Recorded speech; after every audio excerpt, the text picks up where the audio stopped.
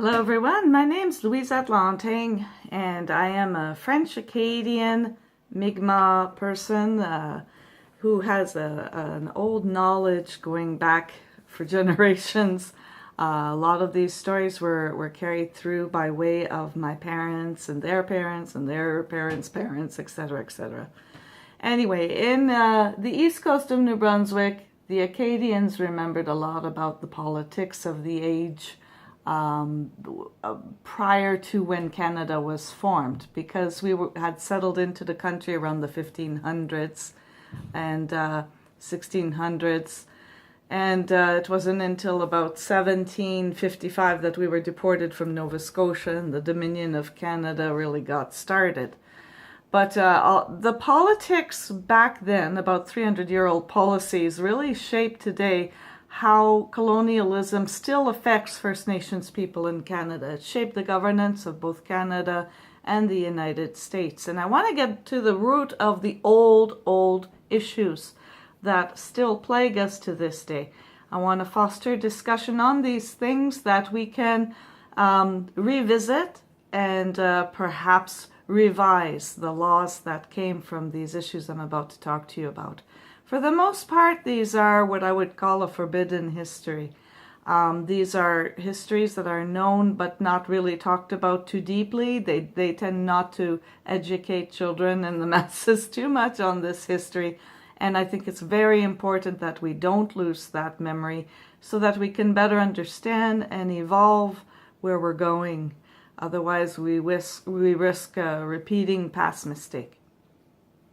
So I'll take you back to one of the most divisive policies that exists, and it was rooted in what was called the Great Schism. That is when the English governance system split away from the Roman Catholic Church to form its own Church of England system, because that division was not only a separation of religion, it was a separation of economic policy and economic values. And that's what we have to talk about today, because those values are shaping our policy to this day. We'll start with the life of King Arthur. King Arthur was a boy when he was betrothed and married the Queen Catherine of Spain. He had to marry Catherine because she was about to lose her title as the last surviving heir of Spain. And the only way to give legitimacy to her bloodline family and their royal sovereign nation is to allow the royal blood to continue. So they had marriages within what they believe were royal bloodlines to advance these trade agreements and these religious agreements and international agreements. So Arthur, as a boy, was married to a much older Catherine, and there's worry because there had to be a consummation in order to legitimize the marriage. And she was a woman and he was a boy, and it was an awkward situation.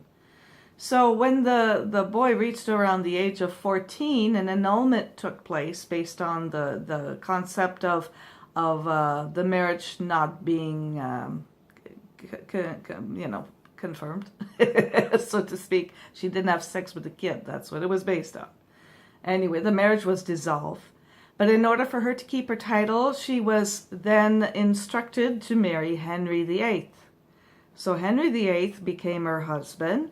And during this relationship, a child was born, which continues the bloodline of both the Church of, both the English line and the Spanish line. The child's name was Mary. She was to be a queen unless she had a brother, because back in the day it was the males who ruled the roost. So if there was a boy born, he would have the crown. So Henry had this child with Catherine, but then he had an eye for a lady named Anne Boleyn, and he wanted to marry her instead, and sought an annulment through the church. And he used a passage in Leviticus to justify. And the passage says you're not allowed to sleep with your brother's wife.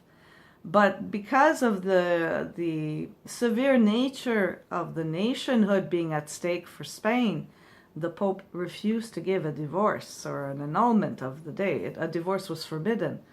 So at that time, Henry VIII split away from the Roman Catholic Church. He created the Church of England and became not only the King of England, he was the head of the church. So he made himself both a pope-like figure as well as a king, which was quite a new concept back in the day. But what that also did was it altered all the funding of the church towards him as the crown and the sovereign being of this church entity. It gave a great deal of power to England back in the day. But it also killed a lot of people. There were many people who died as a result of wars that came from this division. All of a sudden, these relations broke down. Henry VIII did marry Anne Boleyn, and they had a child, and that child was named Elizabeth. And the child was raised as an Anglican, not Anglican, but a Church of, Anglican, I guess the term, Church of England was the faith of that child. Okay? So because of the lineage, the oldest versus the youngest, Henry changed the law to make his second child the queen. And he did this by creating what was called the Act of Succession. The Act of Succession gives the crown in England only to another crown, another Church of England person. So it was forbidden to give the crown to a Roman Catholic baby. Okay, it was forbidden to give the crown or the throne to the Roman Catholic ancestry. So they were only passing it through this Church of England system. So that's what gave Queen Elizabeth the edge over Mary. Mary was raised Roman Catholic in Scotland. She grew up to become Mary, Queen of Scots, and was later, there was a revolt, of course, between those who were loyal to the Roman Catholic faith versus those who were loyal to the king and the Church of England construct. And Mary was beheaded, and thus the term we have Bloody Mary, right? Because of all the warfare and the beheading and everything else. Queen Elizabeth ended up becoming the queen during the age of Shakespeare. So that was kind of an interesting thing, that rise of the monarchy of that line. So what happened essentially was, for generations onward, we had issues of a monarchy ending without a baby to succeed. So the decision would have to go to the nearest one that was raised as a Church of England baby versus a Roman Catholic baby. And that created a lot of issues.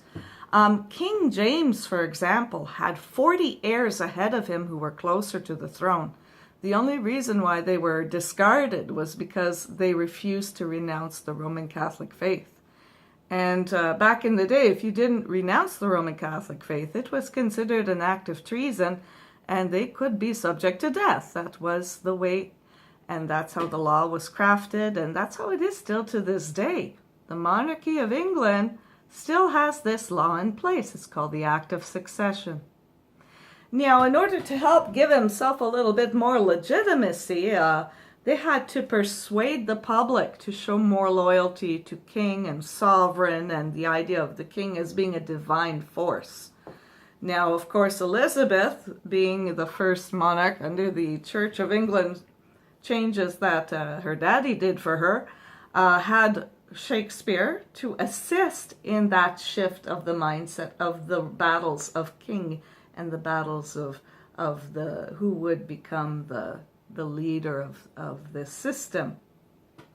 And then they also rewrote the Bible as well. King James, the one who had all the heirs in front of him, revised the Bible to an English version, as we all know today is now called the King James Version, and that was done around 1604.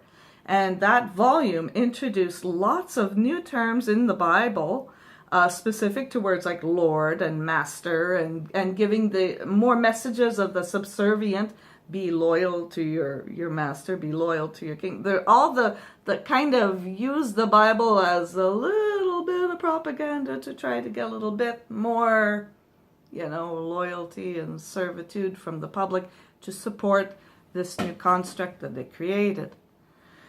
Now, Acadia, the folks who settled in the area of the Mi'kmaw Nation, actually, there were little hamlets where the French fishermen, the Basque, would settle in and integrated with the Mi'kmaw, and we were basically a Métis community, not Métis to be mixed up with what communities exist out west. We're different cultures entirely.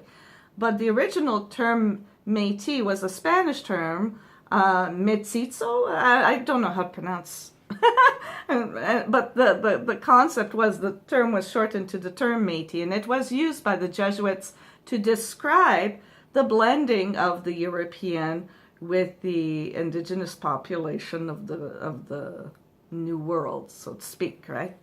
So we were called Acadians back in the day. But really, we were the children that formed from the guys who came to fish and the cute girls of the community and the families that integrated, and we've been like that for hundreds of years. So we had this community, and we were all of a Roman Catholic relationship with the church. The Mi'kmaw had established the Vatican Concordat, and what that allowed them to do was to trade their furs, trade their fish, through that system of the Roman Catholic fiscal system to Europe in order to get exchanges happening. And they also received goods in exchange. Okay? But what happened was a schism of the Church of England also created a new law called the Act of... hang on a sec. The Act of Settlement 1701. That's the one you really have to pay attention to. That one was the very root of colonialism itself. Because in the Act of Settlement, it specifically has policy that negates all Roman Catholic-based laws and treaties. And that was what facilitated the nation of England to act like pirates, basically. Instead of fostering trade, they had the power to raid. Because these people were not Church of England, they had the right to attack, to take over, to steal, to resettle lands, to ignore international laws that were bound with the Roman Catholic Church. According to the structure of the law back in the day, Roman Catholics were dead, as were their policies. They had no meaning. And to this day, in Canada, there's about 60% Roman Catholics, and people don't know this history. They don't know their own history. But these acts formed Canada and the policies of Canada to this day. If you go to the Constitution of Canada, at the top of the line it says that this charter recognizes the supremacy of God. What they don't tell you is whose God? Whose interpretation? What institution did that mean? Now, because the king was the head of the Church of England and a living embodiment of that church, that was the God that document referred to. And if you go to the Canadian website on Indigenous treaties, you will see they disregard every treaty written prior to 1701, because all those treaties were done with the Roman Catholic Church, not the Church of England. After 1701, in order for an Indigenous treaty to have teeth, legal teeth, they had to renegotiate directly with Britain, with the Crown, in order to create a law that would be recognized by the Crown. And so many treaties that predated 1701 could be revisited, but they had to be revisited and revised so it was acknowledged with the king. And one of those treaties was the Truro Wampum. So the Truro Wampum to this day is a legally binding treaty because they did go through the process to revisit. But then we have other agreements that were left unaddressed because some people did not choose to rescind the faith in order to do the agreement with England. And that's where I'll go to next, because when the English and the French wars were taking place in Europe, there was a settlement arrangement called the Treaty of Utrecht that gave Acadia and the Mi'kmaw territory, basically, they gave it to England. And we had no say on these things as Acadian people and the Mi'kmaw, the nation of the Mi'kmaw. It wasn't like they signed on to say this was a cool deal. This took place, and it resulted in the genocide of both the Acadian people and the Mi'kmaw people. It resulted in a system that created a genocide for everyone by way of scalping proclamations. There was the smallpox blankets being distributed to wipe out populations. There was the deportation by boat, where people were told to meet in the church for a special mass. Okay, they were told to meet in the church for a special mass. Everyone gathered at the church, and in the church were British soldiers who removed the children from the parents, the wives from the husband, cast them the boats adrift, and many of them died at sea. They were broken, fragmented, destruction of families on all sides, because there was one simple thing.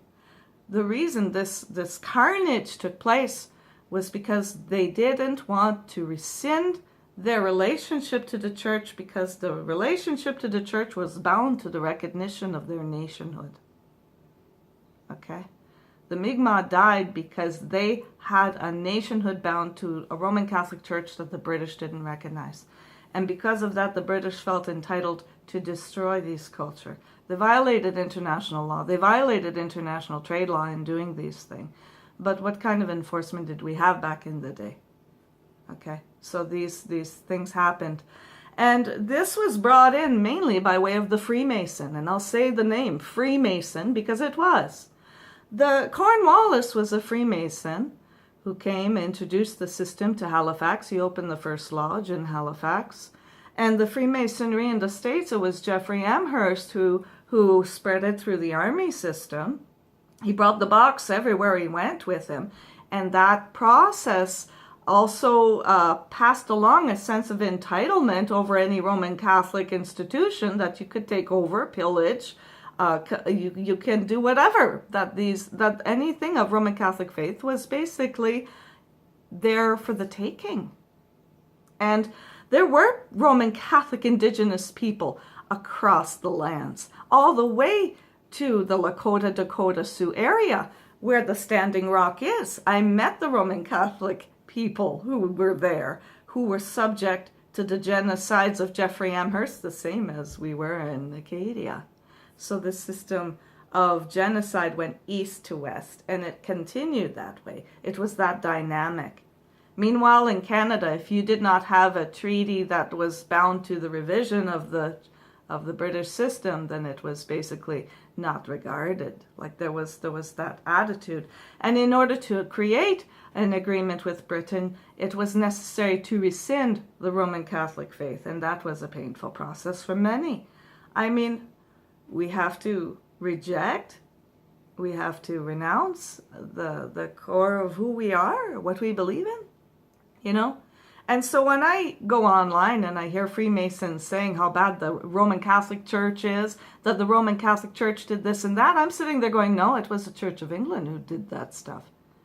The Roman Catholic Church were not the one to say that you couldn't be anything but back in the day. No, that was British. I know. We survived that part. And we kept that story in my family for generations that others can know, you know. And, I mean, we're powerless other than knowing what we know. We were kept illiterate up to the age of my grandmother. These histories are forbidden. I've never read anything of it in Canadian textbook.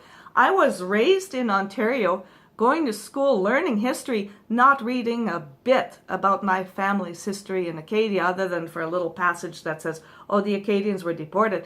They don't explain the context of the deportation. They don't explain why it happened. They don't explain the laws. They never once, in any history book I mentioned, confirmed the fact that the Mi'kmaw were the first Roman Catholic nation in all of North America. That never went public. It still isn't. Most people still are unaware of that. We were nations.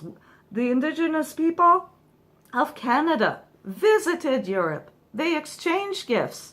They have portraits painted of the people who visited by Dutch artists. We have the history, but Canada never taught it. They were repressing the history of the role of Indigenous people with international trade and governance systems in relation to anything to do with the Roman Catholic history.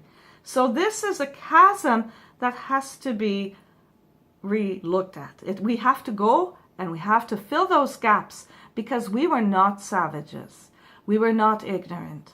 We were not people without rights. We were not nations without without the recognition of Europe. We had international status. Our treaties are still at the UN to this day. And Canada and most Canadians still are not educated about these things. And that's a shame. Every Canadian student should be educated on which was the first Roman Catholic nation in North America, because it was right in Nova Scotia area where it's called Mi'kmaw. Okay? Why is that forbidden knowledge? It shouldn't be. It never was to us who live there. It wasn't to us after we were deported. We kept that knowledge in our family. We lived it. We remember it. Je me souviens. All the people who are the ancestors are still alive today. We were kept illiterate up to the age of my mother, my grandmother. And when my mom went to school, well, they taught such a bastardized version of French they couldn't even communicate with Quebec or France.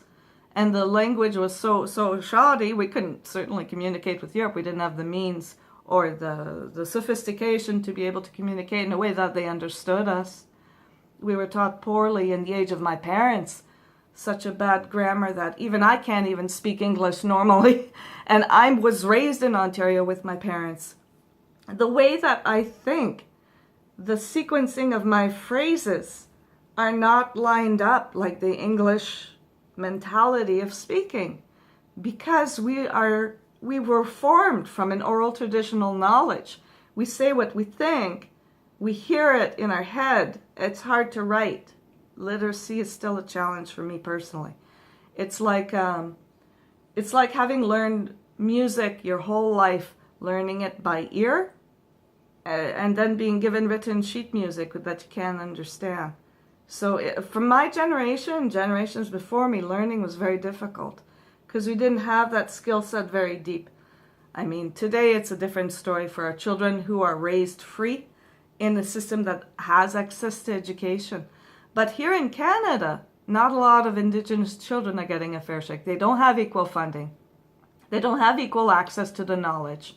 Even the Canadian children are being raised in ignorance of Canadian history and Indigenous history as it happened in Canada. We had so much censorship that we have to revisit and undo in order to advance. And to this day, the act of succession and the oath, the oath of succession and the act of settlement are still in effect in Canada. Okay? And it's a very challenging thing. There was a court hearing called ODonoghue versus Canada. Look that up. It's all about how the Act of Settlement 1701 was fundamentally racist against Roman Catholics. Okay? Now that case was brought on to the Supreme Court of Canada in Ontario, and it was dropped because the simple verdict of the judge stated that the Constitution of Canada is outside the Charter of Human Rights and Freedoms. It doesn't apply. Okay? Now this should ring all kinds of warning bells for every single Canadian and Indigenous person out there. Our Constitution is not answerable to the Charter of Human Rights. It is time for us to change this. It is time for us to demand this. If we do this, there'll be greater social equity for every child in Canada, regardless of race, creed, color, or nationhood. The First Nations children deserve to be liberated from the 300-year-old laws that are subjugating us. Okay? We have to break free of the past. We have to guarantee basic human rights for the people of this land. Our agreements, like the two-row wampum, are law. And that law predated the Constitution of Canada. It was revisited after 1701, and it was accepted. So we need to rethink how we're applying human rights in regards to the Canadian Constitution. At least have regard for the two-row wampum within that Constitution. At least have regard for the basic human rights of everyone within the context of that Constitution. Because right now, as long as we are viewing Roman Catholic law as being dead, we review the Roman Catholic ancestry. The kids today of that are needing to be raised back up to the equity of every other person. Okay? We have a system with a gap that needs to be fixed. So let's work towards that. Let's work towards that as an objective. Maybe we might not need to revisit the Constitution if we can simply state that the Constitution must be harmonized with the values of the Canadian Charter. But there has to be some kind of legislation to fill that gap so that we can have true equity in Canada. So that's the history. And religion, politics, all those things, those are the seeds of what we have creating the issues today. And I believe in the ability of us to work collaboratively, work together to help resolve and remove and revoke and adjust so that we can have a fairer, more reasonable, more equitable society in the future. I think there's so much room for improvement if we just make those tweaks. So let's go for it. Okay? So that's the history I have for you today to share. Bye-bye.